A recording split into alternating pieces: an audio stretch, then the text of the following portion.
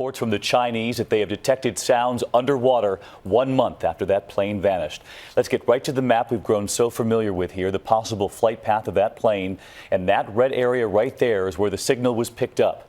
And this is the ship, part of the international fleet, out on the water tonight. We do have team coverage here because there are a lot of questions about whether this is the real thing or whether they heard something else. And so we lead off with ABC's Clayton Sandell in Australia tonight. Clayton, good evening.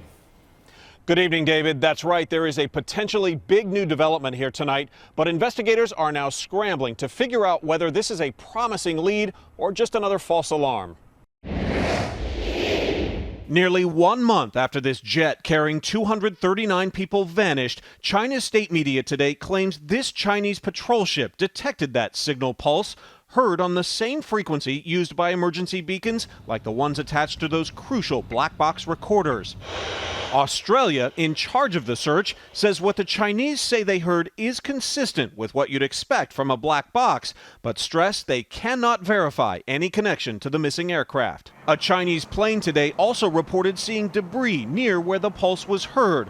But so far, weeks of searching the Indian Ocean has failed to turn up a shred of evidence. Tonight, the search becoming more urgent than ever because the pings from those beacons may be just days away from going silent, their batteries running out. I think the warranty runs out probably on Sunday. We may get 4 or 5 days after that, and if they're really good batteries, you might get a week or so longer, but we're getting very close.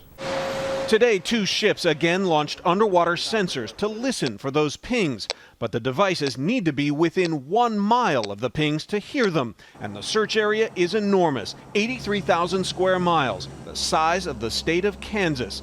So much territory, so few clues, but Malaysian authorities say they are not giving up. We will continue to search with the same level of vigor and intensity. We owe this to the families on those on board.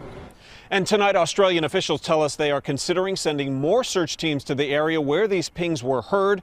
They are desperate to find out whether they are from Malaysia 370 or not. David.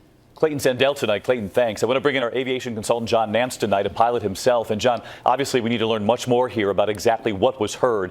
But when you first learned that this Chinese ship detected a pulse signal in the Indian Ocean not far from the search area, what did you make of it? What got my attention, David, was the frequency that they thought they picked up, which is exactly the same frequency, 37.5 kilohertz, as what is on these boxes, the 2 boxes. If that is sustained, in other words, if they've heard that on a continuous basis, then they may actually have something. But you also told me earlier a lot of caution here because there are many things underwater, sounds that can be detected by those hydrophones. Absolutely. The ocean is a noisy place. I mean, one of the reasons they picked that frequency was because fish and whales don't normally communicate on that wavelength. But by the same token, a nuclear submarine 500 miles away might emit a signal that could be mistaken for it. The proof of it is going to be getting over that site again and hearing those signals sustained. And getting back there quickly, because, John, as we heard Clayton report there, it was 4 weeks ago this weekend when the jet disappeared. The batteries in that black box have got to be, what, nearing their end?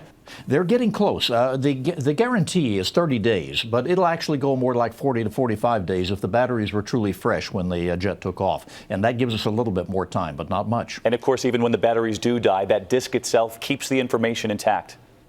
Probably for centuries, and we hope it isn't going to take that long.